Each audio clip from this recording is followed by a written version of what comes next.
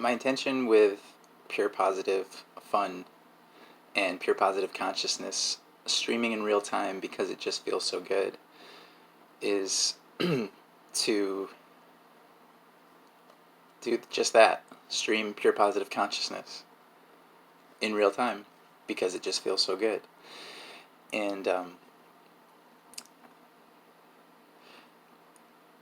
it is completely possible to be so in alignment with pure positive energy that we don't notice anything other than pure positive energy. But part of this pure positive energy process is that it contains infinite potentiality. So regardless of how in alignment we are, regardless of how enlightened we are, there's always continuous new contrast.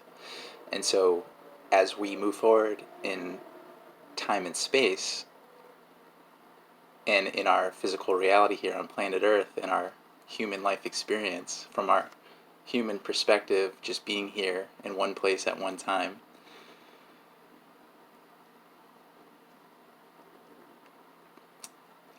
I just wanted to speak a little bit more specifically about some world things, but I want to stay completely in alignment with pure positive energy. So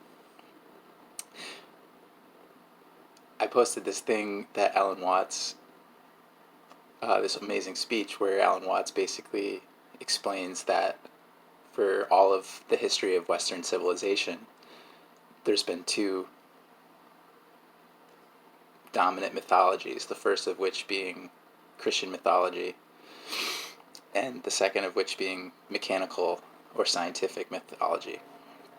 And if you listen to that Alan Watts speech that I posted earlier on YouTube, it's like absolutely masterful, and he explains that, and it's as if the two mythologies have sort of combined into a super mythology with the whole current world scenario. So it's like the science that doesn't get it and the spirituality that doesn't get it. And so it's like the negative aspects of the Christian mythology combined with the negative aspects of the scientific mythology. So it's just like a super mindfuck of you're bad. You're bad spiritually and you're bad physically. And I wanted to be able to address this from a place of clarity and understanding, because we are all, in fact, creating the physical universe in real time with our perception. And so while this thing continues to evolve, and the collective narrative and collective consciousness, and while there is this here and now that we're all interacting with one another in this infinite matrix of overlapping realities where we're interacting with one another on this planet called Earth, it's like there's this divine plot scenario that we're all participating in. And what's really awesome is that we truly are the non-physical source. So while we are also the leading edge physical point of focus, we are the non-physical source that's following the leading edge physical point of focus. So while we can look into the physical world, and there's going to always be this continuous evolution of polarization where the unwanted can become more pronounced, while that's creating the increased trajectory of the wanted. But it's really all part of the wanted. And so it's as if it's like this hilarious game between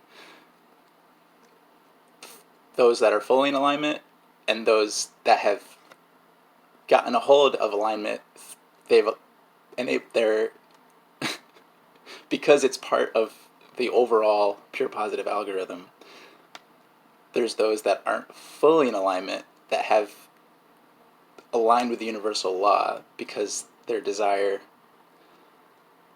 isn't resisted, and so they're able to sort of do a bunch of crazy shit that affects others. But the thing is that, and I've been observing a lot of people in the spiritual community that I really respect, and I've been really inspired because there's a lot of people standing up and speaking out for truth, and not taking the bait. And I just want to be able to support that and just encourage all of us to really take the furthest back perspective we can possibly take, to recognize that nothing serious is happening here. So even the things in the physical universe that are the worst of the worst that we can identify, it really is all part of the divine source. And so the things that can appear scary, they're only scary if we think that they have power. So their whole game is to make it look like they have power. And the only way they can have power is if they make you afraid. So if you're not afraid, they have no power. Because the way that it really works is because of the modern age that we're living in. It's like the TV screen and the lower dimensional reality. It's like this illusion that there's even one single objective reality. And so when you take away the TV screen and when you take away the information that's being fed that isn't accurate, you're just left with real life. And through personal experience, we can examine our own life and recognize that there's no assertion. So whenever we've had a personal experience, there's been a certain emotional momentum leading up to it and following it.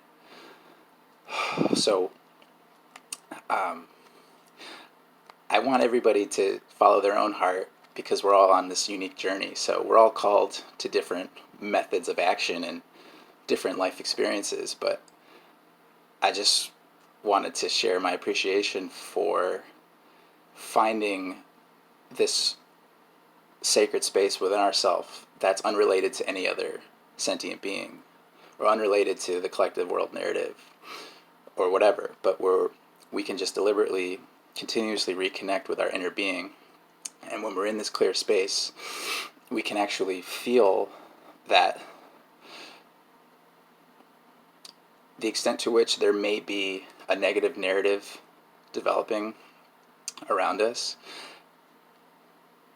that negative narrative couldn't be there if it wasn't part of an overall much greater positive conspiracy. So it's like this really funny comedy where in the physical universe there can be rivers and streams of thought of those who have somehow found a way to align with universal law and yet aren't fully in alignment with the light. So just like as a funny analogy, like Star Wars and the dark side and stuff. But it's really a much greater conspiracy where the light is all that there is. So anything physical, there's a source of non-physical energy that's infinitely greater behind it, that's just seeing everything as love and compassion. And so we are this source. So when we recognize this, we can free ourselves once and for all. And so the whole like new earth, Mayan prophecy, end of the world of form, awakening of humanity, it might look like increased chaos for a while, but we can totally just remain in this pristine, like Celestine prophecy, secret of Shambhala space, where when we're really in the high vibration and we recognize that we're all individually creating our own unique reality from infinite potentiality, so we don't have to save the world and we don't have to save others. In fact, that's a plot that we're buying into, but the real plot is that only good things are happening here. So we can just disconnect in whatever way we need to in order to reconnect with the pure positive energy in our own personal life. And then through just following that thread, we're actually providing the greatest service to the collective and holding the vibrational space for everyone to join in. So I love you guys. Peace.